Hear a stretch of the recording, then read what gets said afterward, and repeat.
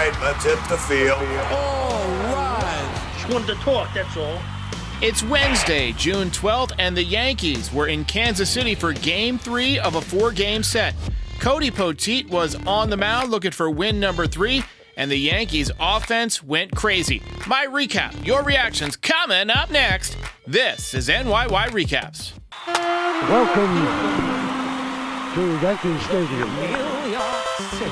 Just when they thought I was out, they pull me back, kid. All right. Another win. Another win for the Yanks. And I got to reiterate that this Royals team is seen by players and by coaches and by executives and by pundits as a pretty damn good baseball team. And over the last 2 nights, the Yankees have beaten them like a redheaded stepchild. Another massacre tonight. Before we get to the recap, first I got to give you guys a little thank you. Our new morning voicemail show is taking off. Banner day, over 11,000 views and counting. That's the most that we've had for one of these voicemail shows this morning. So nice job by you guys. However, no voicemail show tomorrow morning because I'm having an early morning dentist appointment. But I decided I would satiate your appetite. I thought tonight would be a good night to pull up some of the receipts for the worst Aaron Judge takes from his slump. So we've got that. I put that out there during the game. So that's available now if you want to check it out after the podcast. But I'll do some weekend voicemail episodes too for the series against Boston. Also, happy anniversary to former Met Luis Castillo. 15 years ago, he dropped the ball! He dropped the ball! And the Yankees walked off the Mets on a routine pop-up. Also, in case you missed it, Ken Rosenthal has some fun takes today on foul territory. He basically said that he expects the Yankees to be very aggressive at the trade deadline. And he views first base and third base as the 2 main areas that they would try to upgrade. I still love the idea of Ryan McMahon if the Rockies were willing to part with him. There are some concerns about his splits away from Colorado, but as a few of you have pointed out, DJ LeMahieu had the same type of splits. And a lot of players, when they leave Colorado, the road numbers get better, the home numbers get worse. So it kind of evens out. As much as we all want Mason Miller, I don't see it as a realistic possibility. I don't think that the A's are going to trade him, not this year. Also, you want to be careful about giving too much up for an Oakland pitcher whose arm might blow out. I mean, we've had some trouble with these Oakland pitchers. I know he's young, but 103-mile-an-hour fastball, you just wonder if that UCL is a ticking time bomb. But somebody like Tanner Scott with the Marlins may be logical. Lefty, good strikeout numbers. Marlins are unloading. They've already waved the white flag. So stay tuned to that. Also, we got word that Garrett Cole will officially make his next rehab start on Friday in Scranton. And when the Yankees come home, he might be on the mound. Aaron Boone was asked if he would join the Yankees for his next start. He said, we'll see. He wouldn't commit. I think he's trying not to get our hopes up, but if he gets through Friday's outing healthy and throws 70 pitches or so, I think he'll be back in the big leagues next Wednesday at Yankee Stadium in front of a packed house against the Baltimore Orioles. Luis Gil will probably get pushed back to the following day because that's his day to start. So watching these guys back-to-back for the next few months and lining them up like that over the course of the summer could be pretty fun. Also, last but not least, Jason Dominguez has been optioned back to AAA. He completed his rehab from Tommy John surgery, so round of applause for Jason. He's back, he's healthy, but he was optioned to AAA. We'll probably see him under one of 2 scenarios. A, somebody gets hurt, or B, the rosters expand, whichever comes first. Also, final note, Orioles won again tonight, so the Yankees, despite their winning ways, cannot shake these guys. They are going to have to beat them at their own ballpark next week, at the Yankee Stadium. So, that's all it comes down to. You're playing these guys again. You can't let them wallop you all over the field like they did last time in Baltimore. This time we got a red-hot Aaron Judge, so things should be different. All right, let's get to the recap. All right, let's go. Let's get it going. Yankees got off to another great start tonight. All 9 Yankees came to bat in the first inning.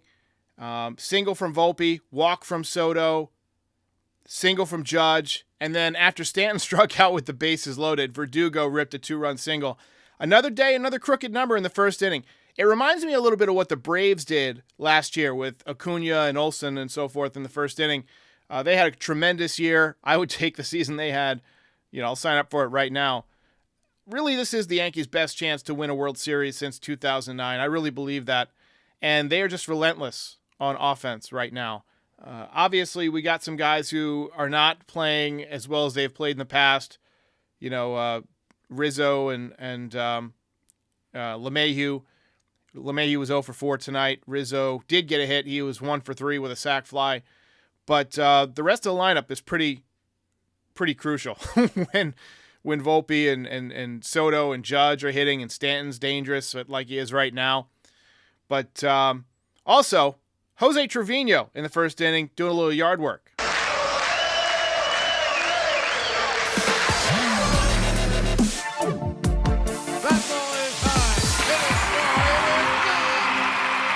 The pitch before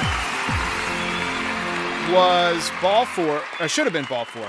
It was not called ball 4. It was called a high strike. Must have ticked off Trevino because he put the next pitch in the seats. Consecutive nights that one of the Yankees catchers has hit a 3-run home run. That was the 6th home run of the season for Jose Trevino. Bottom 3, Gleyber Torres made an outstanding play at second base. Rocket line drive, one hopper, and he stabbed it and threw the runner out. Nice play. Nice catch. Yes. Good night on both sides of the ball for Gleyber Torres. Top 5, Giancarlo Stanton for the second night in a row. Giancarlo Stanton rips one. Nice Stantonian blast. Giancarlo Stanton hits it out. 449 feet, 3 feet longer than the home run he hit yesterday. Now, I'm not a conspiracy theorist, but they noted on the broadcast that another player hit one to pretty much the identical spot that Stanton hit one yesterday. And that home run was measured at 474 feet. You're telling me the one that Stanton hit to pretty much the identical spot landed almost 30 feet shorter? I don't buy it. Something is rotten in Denmark. I think the StatCast system at Kauffman Stadium needs some of that Norton antivirus shit or something, because it is not right. And remember that home run that Aaron Judge hit in Seattle back in 2017? That looked like it was going to leave planet Earth. It basically landed in the last row of the upper deck. They said that one was like 440. I guarantee that one went farther. So, take these StatCast datum with a grain of salt. But in all seriousness, he has hit some absolute nukes the last 2 nights. Both of them with the Yankees way up in the game. Not hating, just pointing that out. But Giancarlo has 17 home runs now on the season. And he picked a good year to be healthy. The ball is flying. Yankees are winning. And he's a big part of it. Cody Poteet had another good night. He has made 4 starts on the season, 2.14 ERA. He is now 3-0. And he's pitching in place of Clark Schmidt. And he's basically giving you Clark Schmidt level outings. I don't know how Matt Blake does it or what the Yankees see in these guys, but they're able to take these arms and just transform them. Cody Poteet, Luke Weaver, Ian Hamilton, Clay Holmes. It's just insanity. And Cody Poteet has a 1.05 whip, so he's been very, very effective. Tonight, he went 5 1/3 innings. Final line, 4 hits, 2 runs, 3 walks, 2 strikeouts. And once again, he steps up and has a really good performance.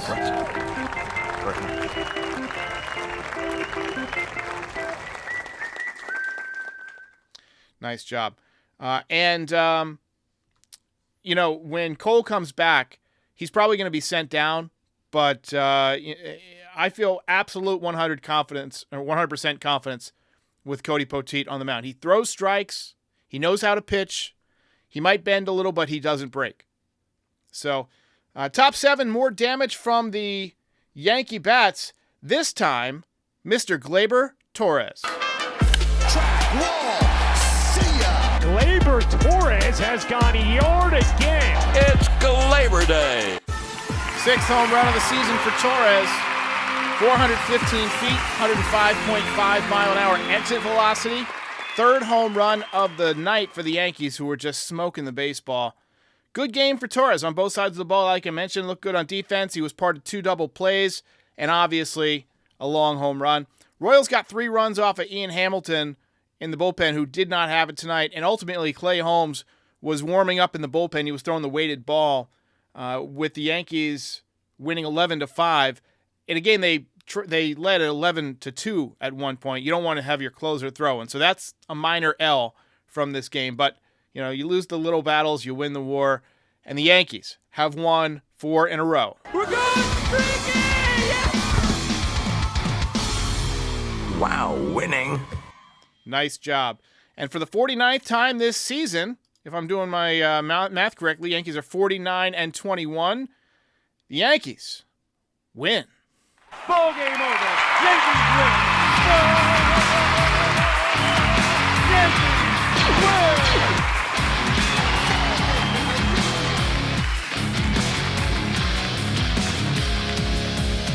You're a winner. F. Szymanski says, "What is it with this bullpen? We get huge leads, and then the relievers come in, and the insanity begins. What was Conley doing out there? Wild as hell. He's had 2 bad outings in a row. I think he's going through a little bit of a funk. You remember he started the season on the injured list, so maybe he's going through that dead arm period where everything doesn't feel great. But, yeah, not his best outing. And Ian Hamilton obviously did not have it. Most of the time, Hamilton's been good, but he's been less reliable lately than he was early in the season. He's got a 3.99 ERA. Canley's got a 5.68 ERA. Part of that's that grand slam from Teoscar Hernandez with the Dodgers. Weaver, scoreless inning. Ferguson, scoreless inning. And I think we got to hand out the belt, right? We got to hand out the belt. Who's it going to be? I'll give you a hint. First belt of the season for this guy. Gleyber Torres.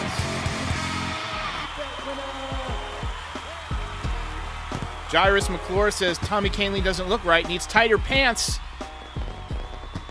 So, Tommy Kahnle was on Foul Territory today also. And he's talked about this a number of times publicly, that whenever he has a bad outing, he shaves his entire body, head to toe. And I want to know what happens when you have 2 bad outings in a row. I mean, can you really shave your whole body again? What's he got to do? I mean, do you shave a layer of skin off? I mean, what do you do? So, anyway, Francis Healy says Poteet stays in the rotation and Heel and Cortez in the pen. I don't think that's going to happen. I think, Poteet's a nice little pitcher, but he's going to go down to the minor leagues. He's nowhere near on Cortez's level. And Luis Heel right now is going to be in the rotation for the foreseeable future. It sounded yesterday, like Matt Blake said in his interview, that they're just going to keep an eye on his mechanics, keep an eye on how the ball's coming out of his hand. They don't have an arbitrary number in mind, but at some point they're going to back him off and then hopefully have him for the playoffs. So it will happen at some point, but not anytime soon. As you can see, we got the ticker on the screen, 39,655 subscribers to begin the show. I'll try and update that every day until we get to 40K. We are on a mission to get to 40,000 subscribers, so if you're new here, please go ahead and subscribe to the video, to the podcast. We're here after pretty much every game all season. I think we've missed 1 this year, missed maybe 2 or 3 last year. We've made it through most of the West Coast stuff this year, so it shouldn't be a problem. We should be here most games. But go ahead and subscribe, so in case you missed the game, you can still tune in for the podcast. Let's take a few comments here. MSZ Film says, time for Tommy to shave the head.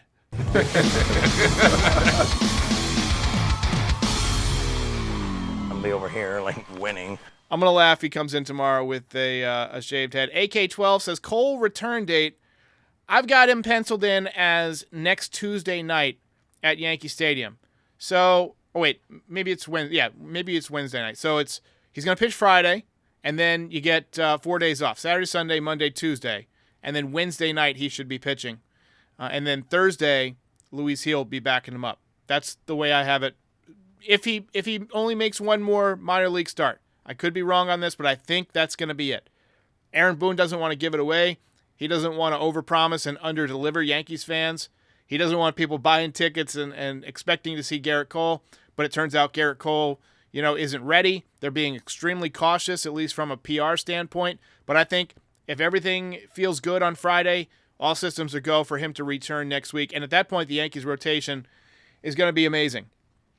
Gerrit Cole, Luis Gil, Stroman, Rodon, and Nestor Cortez. I don't think Cortez is going to go to the bullpen. I see a lot of people saying Cortez should be in the bullpen. I think they're going to stick with him for a bit. Wouldn't shock me if at some point this season he needs an IL trip. They've done that with him in the past where they kind of give him a couple of week break to get healthy. I think they even did it last year, like that mystery groin pull. A groin pull is usually like 6 weeks, and he was out like 2 weeks. So I expect at some point he'll go to the IL and they'll give him some rest, but I don't think it's time for that yet. Let's go ahead and take a look at the box score for tonight. Yankees had 11 hits, so did the Kansas City Royals. Volpe, 2 for 5. He's hitting .276, .758 OPS. Soto, 1 for 2 with a couple of walks, seeing the ball well, still hitting .317. Judge didn't hit any home runs tonight, unfortunately.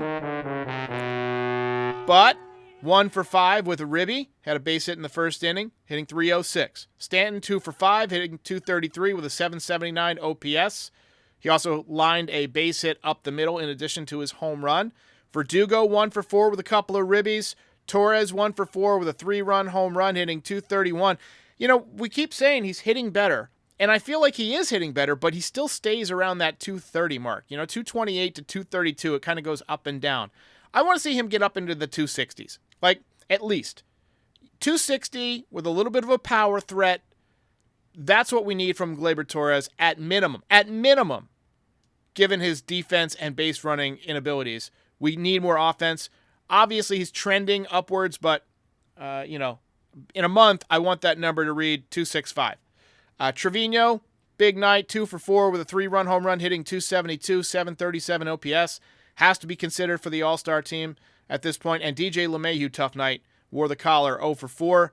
And then we talked about the Yankees pitching. So, solid night for the Yanks as they continue to win and win and win. They win tomorrow, that will be another sweep. That will be 5 in a row, and that will be 50 wins on the season. Let's take a little final thought action here. Francis Healy says, DJ is versatile. I'll give him that, but he's not hitting much. You got to hit a little bit at this level. I agree with Ken Rosenthal that the primary things the Yankees are going to be looking for are first base and third base. So, James G says, striking early has been the secret sauce. It's definitely been something that the Yankees have been doing a lot this year. The formula has been get an early lead. Utilize that top of the order, put pressure on the starting pitcher. Tonight it was an opener, had no chance. Volpe getting base hits. Soto working the count, maybe working a walk or picking up a base hit. Judge hitting a home run or picking up a base hit. And then you just have the pitcher on the ropes right away. And then you get a good start from your starter. And more credit needs to go to Matt Blake because Matt Blake has been just a revolution for this Yankees staff. I mean, since he's come, the Yankees pitching has been incredible.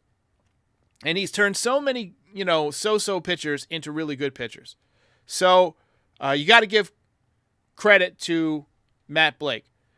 The offense puts pressure on, maybe puts a couple of runs up in the middle of the game, and then the bullpen, for the most part, closes it out. The bullpen has been pretty good this year. I know we got some guys that are struggling right now, but, maybe once we get Birdie back, once we get Efros back, that'll lighten the load a little bit. I know during the heat of the summer, guys like to have a rest. They DFA'd Dennis Santana yesterday. He was pretty much cooked. But I'm confident they'll figure out a way to maintain strength in the bullpen only because their pitching coach is such an amazing pitching coach, honestly. Dylan Poppin says, DJ doesn't belong anymore. Oldest guy on the team. I think he's, as Francis said earlier, still versatile enough to be on the team. I think he's still versatile enough because he can play good defense at first base and third base. I don't know if he hits enough to be a starter every single day, unless it's in one of those super utility roles where he's giving guys a day off, give a first baseman a day off, give a third baseman a day off. But I do think the Yankees would be more well-suited with somebody like Ryan McMahon playing third base, or if they want to go out and get somebody, there's a lot of guys you can go after. I saw Aiden posted a tweet about Andres Chaparro, who's playing with the Diamondbacks in AAA and tearing it up. Maybe going back out and getting him, Last I saw, Miguel Andujar was playing pretty well with Oakland. Let me just double-check real quick what he's doing, because if he's hitting well, that could be somebody the Yankees pick up. He's hitting .317 with 2 home runs in 60 at-bats, so maybe a little bit of the old Miggy is back. Takes a long time to come back from labrum surgery, which is what he had. Take a look at his numbers from the last couple of years, and he's obviously not a great defender either. Last year with Pittsburgh, 250, 4 home runs, 18 RBIs in 90 games, 84 at-bats, a little bit of a shell of himself. You see that 2018 year, 297, 27 home runs, 92 RBIs. He had 47 doubles. He was a doubles machine. He comes out in 2019, and either the first or second game, he's diving back into third base, and he goes in awkwardly and tears his labrum. I know what that feels like. I've done it. And he hit 128 that year, ended up getting surgery, was never quite the same. But I'm glad that he's having a solid 15 games or so with Oakland. He's still 29 years old. I've seen some people posit that he might be a good pickup, so something to consider.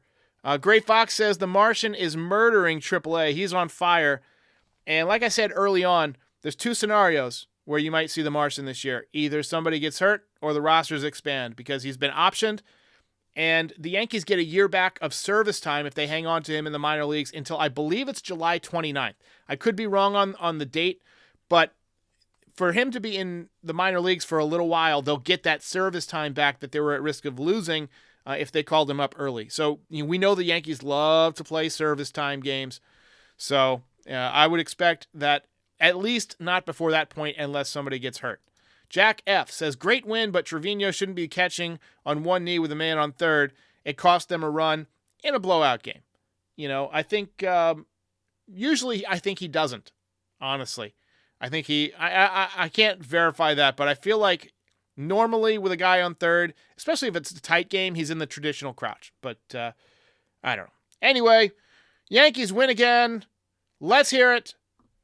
4 in a row. Allie says, love you, D, but your take on Stanton is wrong. My take on Stanton, let me clarify my take on Stanton, okay? My take on Stanton is that he's a dangerous bat against certain types of pitchers. I don't think he can hit elite pitching anymore. We know he can't play the field. We know he can't run. These are indisputable facts, right? He still hits home runs. We know that. I'm not going to dispute that. He still has crazy good exit velocity. I'm not going to dispute that either. He's hit well with runners in scoring position. He's been clutch. Not going to dispute those things. But in terms of total value to the team, I think we'd be better off if he was a bench player. I really do. Because the Martian provides a switch hitter who hits for average and power, provides good defense, and he'd be able to get Judge or Soto off their feet, every couple of days, because you'd free up that DH spot for those guys to rotate.